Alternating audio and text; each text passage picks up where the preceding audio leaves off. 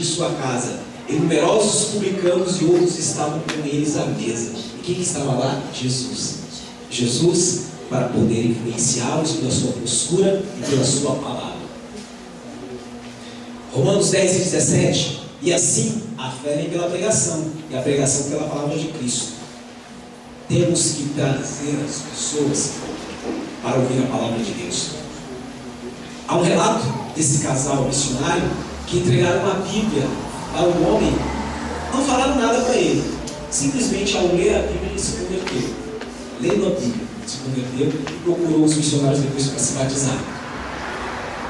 Então, no lugar onde se é pregada a palavra de Deus, pode deixar que o Espírito Santo faz a obra. E a Bíblia vai dizer lá em Hebreus 4:12 que a palavra de Deus é como espada de dois gumes. Ela tem o seu efeito de maneira efetiva mesmo, que pode ser comprovado em Cristo, o que a palavra de Deus proporciona. E para finalizar, a maior nobreza que alguém pode trazer na proclamação do Evangelho é a sua própria história de transformação em Cristo. É a sua própria história.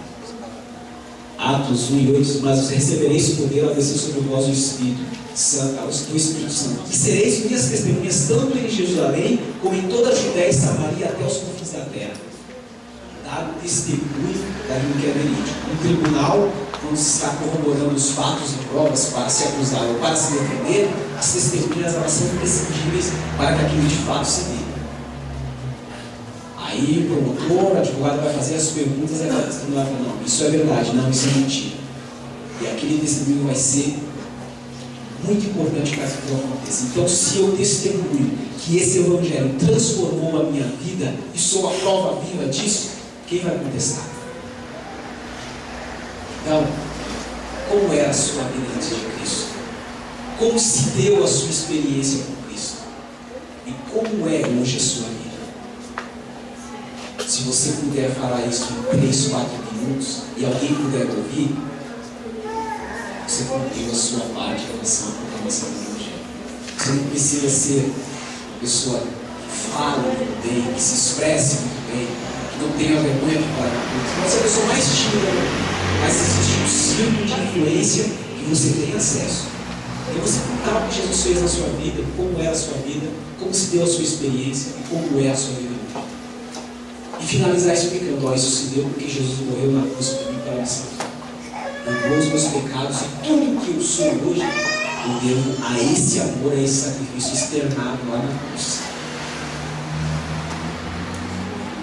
Parece fácil? Não.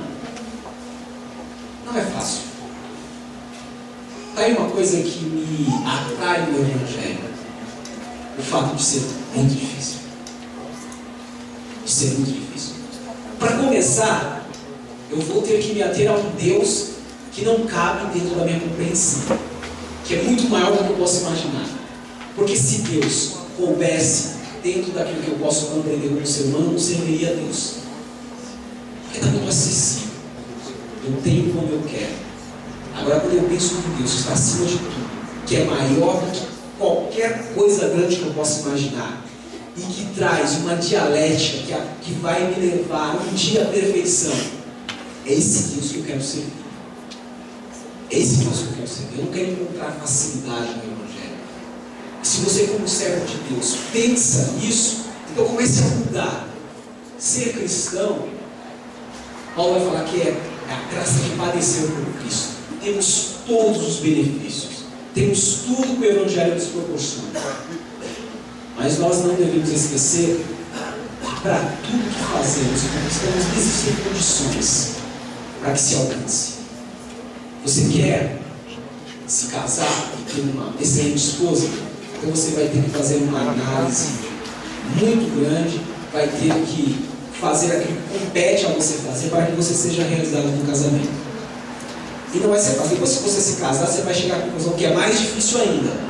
E a sua decisão de continuar com aquela mulher vai fazer com que você cresça ainda mais. Essa é a dialética. O Evangelho proporciona isso. Mas a dificuldade que se tem para viver o Evangelho, ela é muito pequena diante da grandiosidade que ele é na sua totalidade. Então eu quero servir a Deus com toda a minha vida. E se alguém quiser estar junto comigo para servir a Deus, estamos aí para fazer a obra de Deus e viver isso intensamente até o dia que Jesus fala, ó, acabou para vocês aqui na terra, agora vocês vão estar comigo. Mas enquanto isso não acontece, temos uma responsabilidade. E eu digo, essa condição que nos é imposta, ela não é nada diante da graça de Deus nas nossas vidas. Não é nada. Então fazemos isso com alegria. Fazemos isso com muito gosto. Se nós não pregarmos, a violência vai aumentar.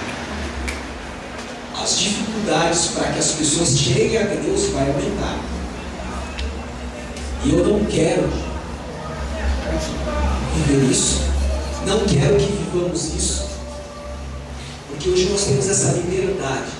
A partir do momento que foi proclamada a República, uma das primeiras coisas que entrou na Constituição é a liberdade religiosa.